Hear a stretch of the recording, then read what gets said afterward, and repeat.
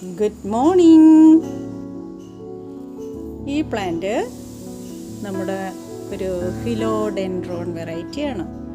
ഇത് ഇൻഡോറായിട്ടും ഔട്ട്ഡോറായിട്ടും ഒക്കെ ഒരു ഓർണമെൻ്റൽ പ്ലാന്റായിട്ട് നമുക്ക് വളർത്താം. ഇതിനകത്ത് കുറേ പഴുത്ത ഇലകളും കേടായ ഇലകളും ഒക്കെ ഉണ്ട്. ഞാനിത് കുറേ നാളായി ഈ ചട്ടിയിൽ തന്നെ നിർത്തിയേക്കായിരുന്നു. അങ്ങനെ അത് അവിടെ ഇരുന്നങ്ങ് ബുഷിയായിട്ട് വളരുകയും കുറേയൊക്കെ ഞാൻ വെട്ടി കുപ്പിയിൽ വെള്ളം വെച്ച് അതിനകത്തൊക്കെ പ്രൊപ്പഗേറ്റ് ചെയ്യുകയൊക്കെ ചെയ്തിട്ടുണ്ട്. അപ്പോൾ ഇപ്പം ഞാൻ കരുതി ഇതിനെ ഒന്ന് റീപോർട്ട് ചെയ്ത് ഇൻഡോർ വെറൈറ്റി ആയിട്ട് വെച്ചാലോ എന്നൊരാഗ്രഹം. എന്നാൽ പിന്നെ അങ്ങനെ ചെയ്യാമെന്ന് കരുതി ഇതിൻ്റെ പഴുത്ത ഇലകളൊക്കെ റിമൂവ് ചെയ്യാണ്. പഴുത്ത ഇലയൊക്കെ റിമൂവ് ചെയ്തിട്ട് കേടായ ഇലകളും റിമൂവ് ചെയ്തിട്ട് നമുക്ക് പുതിയൊരു ചട്ടിയിലേക്ക്, പുതിയ 2 ചട്ടിയിലേക്ക് സെറ്റ് ചെയ്യാം. ബാക്കി വെളിയിൽ തന്നെ വയ്ക്കാം. അപ്പോൾ ഈ അകത്ത് സെറ്റ് ചെയ്യാനായിട്ട് 2 എണ്ണത്തെ ഇതിൽ നിന്ന് എടുക്കാം. ഈ പഴുത്ത ഇലകളൊക്കെ റിമൂവ് ചെയ്ത് അതിനെ ഒന്ന് കുട്ടപ്പനാക്കട്ടെ. അതിനുശേഷം അതിനെ എടുത്ത് 2 പുതിയ ചട്ടികളിലേക്ക് മാറ്റാം. അപ്പോൾ ഇതാണ് അതിൻ്റെ ഇപ്പോഴത്തെ സ്ഥിതി. ആ ചട്ടിയിലിരുന്ന് തിങ്ങി വളർന്നിട്ട് വേരൊക്കെ തിങ്ങി സ്വാതന്ത്ര്യമില്ലാതെ ഇങ്ങനെ ഇരിക്കുമായിരുന്നു. അപ്പോൾ അതിനെ ഒന്ന് നമുക്ക് സ്വതന്ത്രനാക്കാം.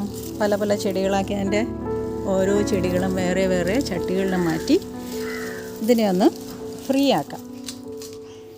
ആക്കാനായിട്ട്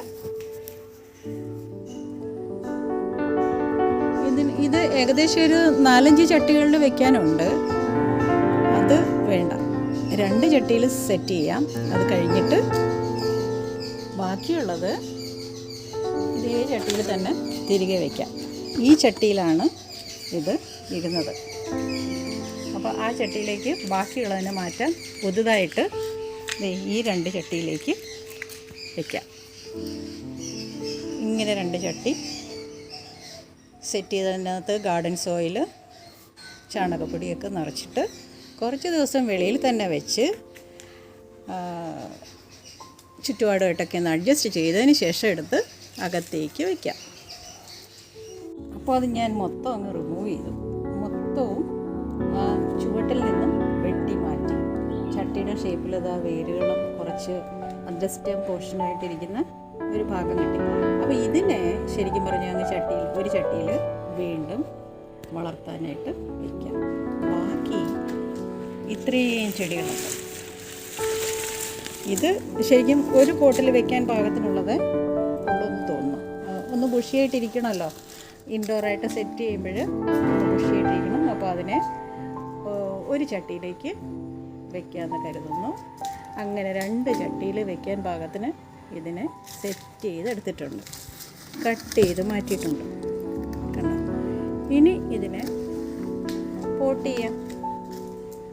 നല്ല ഭംഗിയായിട്ട് പോട്ട് ചെയ്ത് വയ്ക്കുമ്പോഴാണ് അതിൻ്റെ ആ ഒരു